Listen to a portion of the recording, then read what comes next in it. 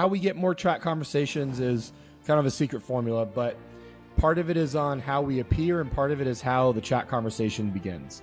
So the more aggressive we can be with our pop-ups, the higher chat rate we have, which means more leads overall. 5,000 times 5 cases, 25,000 per month, or $300,000 per year. And the investment would be, again, for those 10 qualified, 10 cases that convert is very low. I mean, the ROI is astonishing on what you do.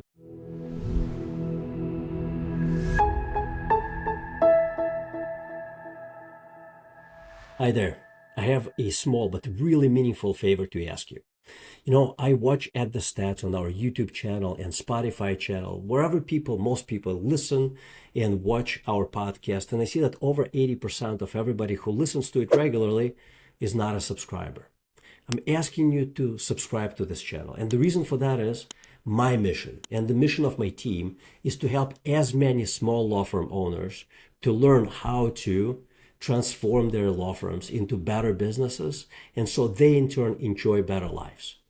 When you hit subscribe button, you tell these platforms that this is content worth listening, worth viewing, and they in turn will show it to many other small law firm owners and hopefully help me fulfill our mission of helping them create a better business and enjoy better lives. So would you please do me this favor? It would mean the world to me, and hit the subscribe button. And my promise to you is that I will continue to work hard at creating good content with practical ideas that help you and your teams grow better law firms. Thank you. Welcome to another podcast episode. I have an amazing guest here with me today, Ted DeBettencourt of Juvo Chat. Man, I checked you out. I checked out Juvo Chat. You make some incredibly bold claims. You say that this is the highest quality chat for law firms. Mm-hmm. Tell me how. How is this the best, the highest quality chat for law firms? Sure. So it's easy for me or anybody else to say that. So our big claim to fame is that we A/B test against everybody on the market, and we let you pick the winner after 30-day free trial.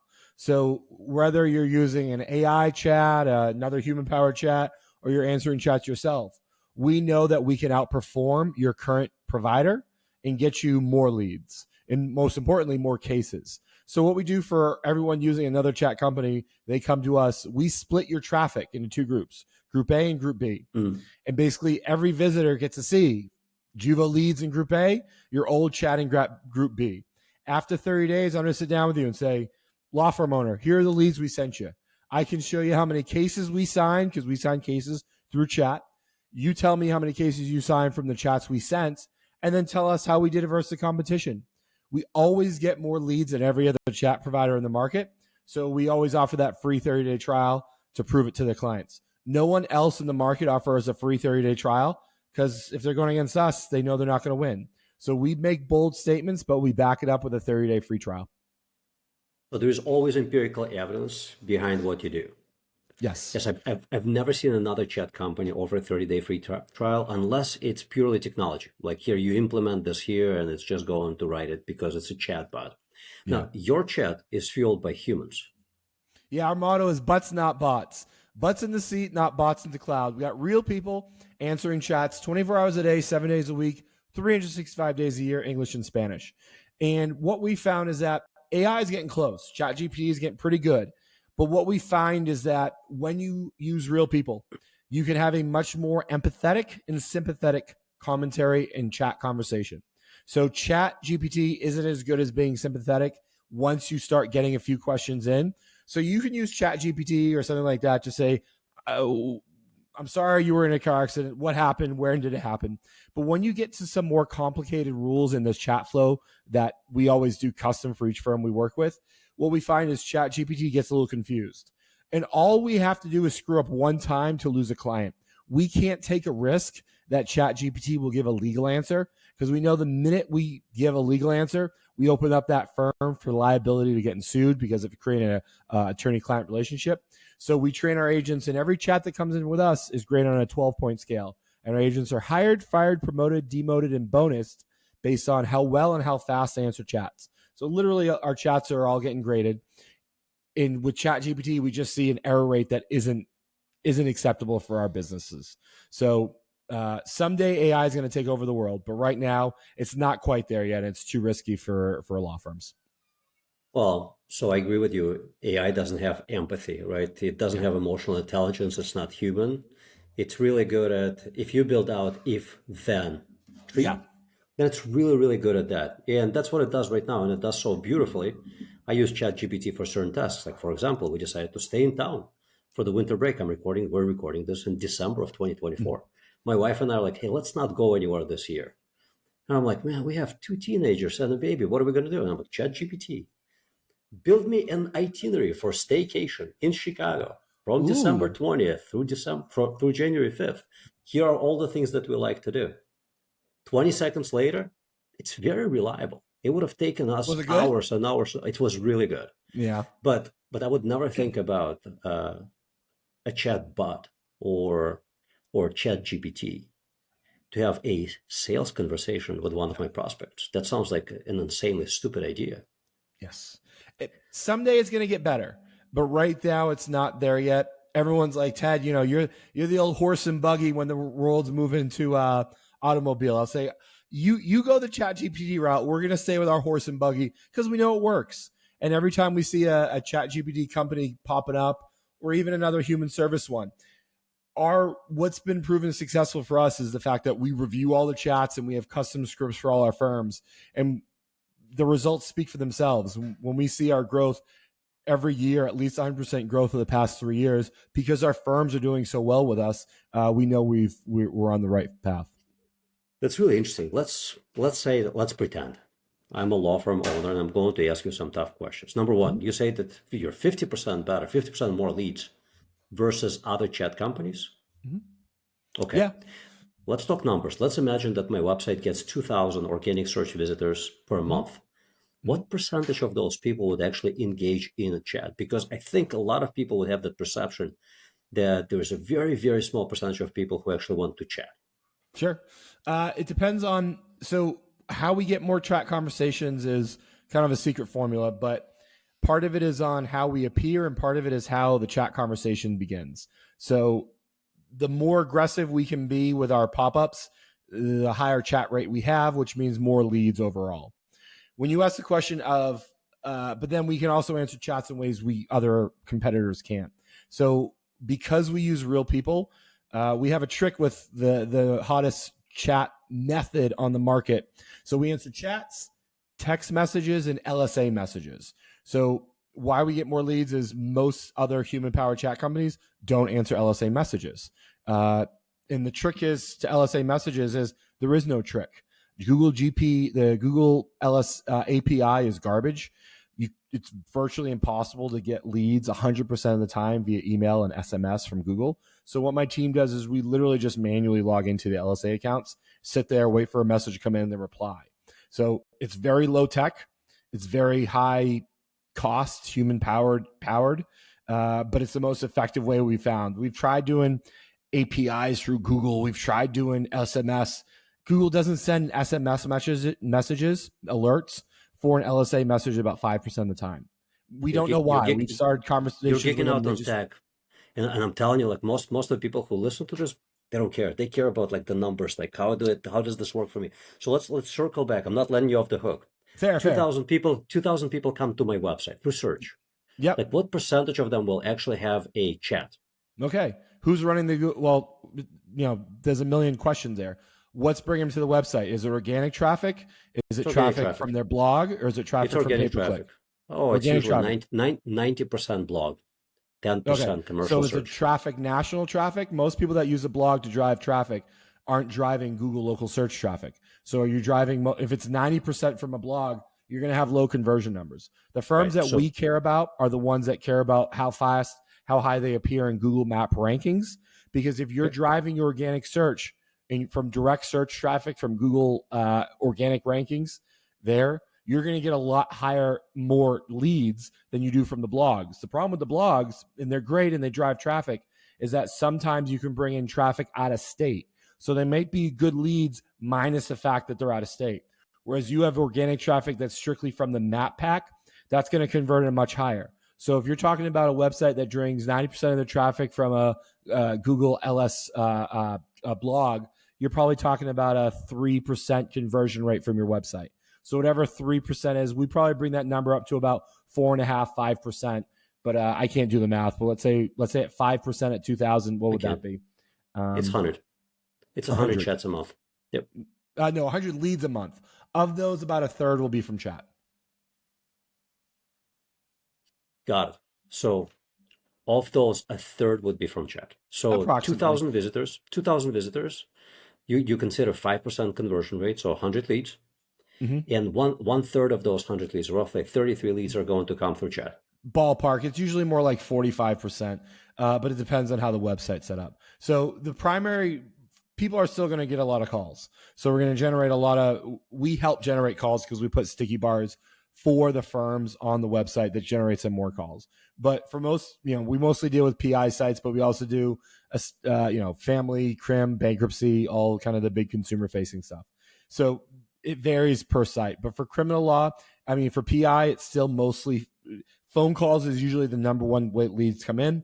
The second most important is chat, and then a distant third is phone calls. Usually it's about phone calls, about 55%, or 50%, chats 45%, and then the rest forms. The big difference though is qualified leads. So how do you count a phone call as a qualified lead? So it's a lot harder to qualify. If someone calls and says, do you have parking on your street? Like, that's not a qualified lead. So it's really hard to see. So I'm talking about total phone calls because I can't see qualified phone data, but I can see qualified chat lead data. So of the qualified leads that we send, we only send qualified leads for the most part. And it's usually about 40%. Got it. So if we were to consider 100 leads, and we do not know the quality of those, but we're going to assume that 40 of those 100 leads, conversions, we'll call them conversions, not leads yet, but 40 of those are going to come through chat. That is the 40 we send you will be qualified. Got it. So you qualify them before you pass them on to attorneys. Yeah, by the rules they give us. So every firm is different. But let's say you're I was just talking to a PI firm in Boston. Let's say you're a PI firm in Boston and you want car accident leads within 2 years with injuries. Then sure, that's what we'll send you. If it doesn't meet that criteria, some firms get pretty crazy though. They'll give us a list of 10, 15 questions to ask, and they'll even have us sign retainers right through chat. We can do that for them too.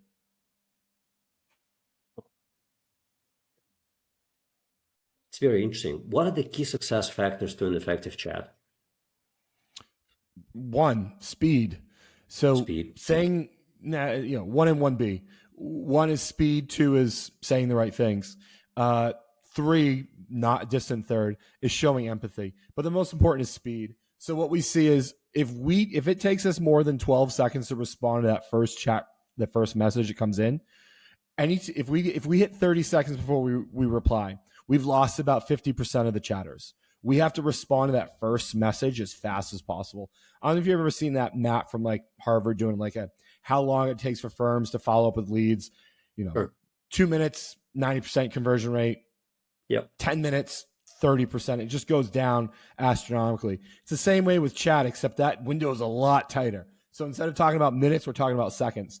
If we ever take a minute to respond to a chat, we've lost like 82% of all of that leads. So our team is graded on how fast they answer, how well they follow the rules that were given, and how sympathetic and empathetic they are to the chatter's experience. And we grade our chat agents on that. Curious, how do you deploy empathy through chat? We pay people to do it. When they use empathetic statements, they're bonused on that. So anytime there's this injury, a death, something like that, we tell our chat agents, use empathy, use sympathy. And when our chat agents are scored, so our big difference with us and all the other human chat companies out there is we're literally grading our chats. So my review team is going through, and anytime they use empathy and sympathy in a statement in a positive way, they get a bonus for those chats. So they're looking for ways to do it because they get paid better. Very interesting. Are they all US based or native speakers or? Everyone is a native speaker. Our chat agents are all graded on the same 12-point scale, whether they're answering chats from the Philippines or United States or anywhere else in the world. What's a typical investment? What's your pricing structure? Sure. We charge per qualified lead or sign retainer. Anytime we send a lead or a qualified lead or retainer, we charge $35. Do you ever interview your clients and ask them what's the close rate on those leads? Like if you have an average? Yes. So when we first came out on the market, so we offered, and we still offer this, we're a full service call tracking and form tracking company, because a lot of the smaller firms say, if I can kill two bills for them, say, all right, get rid of your bad chat company. Also switch over to CallRail from us too. You'll save some money. Our call tracking is about a third the price of CallRail. So when firms did that, what we did is we realized we had all the access to all the leads that came in. So we created a dashboard that some clients use religiously as their CRM, and some never don't even know that we have one. And basically we set up a place so they could go in and mark leads that converted into cases. And then we would be able, if it came from Google Ads, we'd be able to pass that offline conversion data back to Google. So then you can tell Google that you're optimizing your ads, not based on on conversions, but on actual signed client data. And then Google can optimize your ads based on that. And you can run a type of ad in Google called ROAS, return on ad spend. So it's a lot higher converting ad. And we're like, oh, we cracked the code. Everyone's going to do this. And we're going to make firms billions of dollars. The problem is we did that and we told firms and no one updated their leads. No one cared enough to go in there and mark their leads as a signed retainer, because the bigger firms that did that did it from their CRMs, and none of them cared to do it to pass that data through us back to Google Ads. So when I ask, I wish I had the raw data. When I ask anecdotally, what they tell me is anywhere between 1 out of 5 to 1 out of 20 leads convert into cases, but it really depends on the rules that the firms gives us and the source of the traffic. The firms that bring traffic from Google Ads and they have a really honed in Google Ads or LSA campaigns, they're converting at a much higher rate. The firms that are just running blog traffic, it's going to take a lot more conversations, because we're probably having to disqualify a lot of leads based on them being not in the right location, not ready to actually purchase, or just looking for some information. So it really depends on the campaign, where the traffic is, and how strict the rules are that the firms gave us. Yeah, got it. So let me put some additional data on that. So I was recently at a conference and I spoke to I'm going to call him a chief intake officer at a very large PI law firm. When I say very large, it's not Morgan and Morgan, but it's probably second or third to Morgan and Morgan. Hundreds of millions of dollars top line revenue every year. And I asked him, I probably know him. Not going to mention that because he gave me some interesting data. So I asked him, how many leads do you guys generate monthly? 9,000. I'm like, what percentage of them are disqualified out of the gate? 50%. So they're down to 4,500. Said, once you have an initial conversation with them, what percentage gets disqualified? Another 20%. So 30% of 9,000 or 2,700 leads are actually qualified. Doesn't mean that they sign up. It just means that those are the qualified leads. So this is like they have massive amount of data that tells them that 70% of the leads they're going to get, we don't want them. They don't want us. This is not qualified. And 30% is workable. So I'm thinking when you're passing those leads, they are those 30% of the leads that are actually like workable. They're qualified. They fit into that criteria established by your client. So that's really interesting. And I'm going to assume that a law firm that does good intake is going to close at least 1 out of 5. Probably they're going to close 1 out of 4, 1 out of 3, but I'm going to be very conservative. I'm going to say that they only close 1 out of 5 or 20%. So let's run the numbers. So $35 per lead. If they close 1 out of 5, that means that it's $175 that they invest into the leads that you get them to get one sign up. $175, right? So let's imagine that you do this. You help them sign up 10 cases per month. 10 cases per month is $1,750 versus a competing chat company that's going to help them sign up 5 cases. Yes. Each case value on the low end, right? Let's talk about the estate planning attorneys. Let's say it's $5,000. So 5,000 times 5 cases, 25,000 per month, or $300,000 per year. And the investment would be, again, for those 10 qualified, 10 cases that convert is very low. Yeah. I mean, the ROI is astonishing on what you do. Yeah, and why we only exist as a business is because the battle we have to fight is say, look, I'm going to prove to you that because of chat, you get more leads. So if we don't prove to them that we've gotten them more leads because of chat, none of the numbers make sense. So if we're just stealing phone calls, it doesn't make sense. That's why we lean on that 30-day free trial so they can see how many leads they get up front. Once you say, okay, you got 30% more leads of those, let's say you get 100 leads. Now you get 150. Now you get 150 leads. Of those 50, let's say you signed 5-10 cases. Okay, you're giving us $1,000, maybe $2,000, but I just got you 5 additional cases. Would you give me $1,000 for 5 cases? I'm guessing a case is worth a lot of, $20,000 on average, $30,000 if you're a PI firm on average. Like, that's a no-brainer win. Yeah, I always think about things that we acquire, additional services that we buy. They should be free or they should be free. And when people ask me what's the difference between free and free, like free means it would be stupid not to buy it. Free is like, it's pretty good value, right? So this is amazing. I think that every law firm owner out there who gets decent amount of web traffic, who spends money on digital marketing, should have Juvo. And by the way, I have no stake in this business. Ted is not paying me to promote his business. His numbers just really make sense to me. So you're watching this, you're listening to this on Spotify, wherever you may be reading this, reach out to Ted. Ted, Juvo Chat, what's the domain there? JuvoLeads.com. Juvo, Juvo Leads.com. And your special promo, 30-day free trial. Test them before you decide whether you want this or not. But to me, it sounds like an incredible value. Are you at the forefronts? Are you still speaking with clients, or are you guys personally, or are you too big to do that? Me, like my day-to-day? Yeah. Oh, yeah, I'm still on the front lines. I mean, I had 4 meetings with firms today. Nice. Somebody listens to this, watches this, reads this. How do they reach out to you directly? Ted at JuvoLeads.com, or better yet, go to JuvoLeads.com and start a chat on our website. Try us out, book a consultation right through my website, and you'll see how it looks. You'll see how the conversations goes, and you'll see how you can get it for yourself for free for 30 days. You do what you preach. Beautiful. Ted, thank you so much for being part of the show and sharing the insights.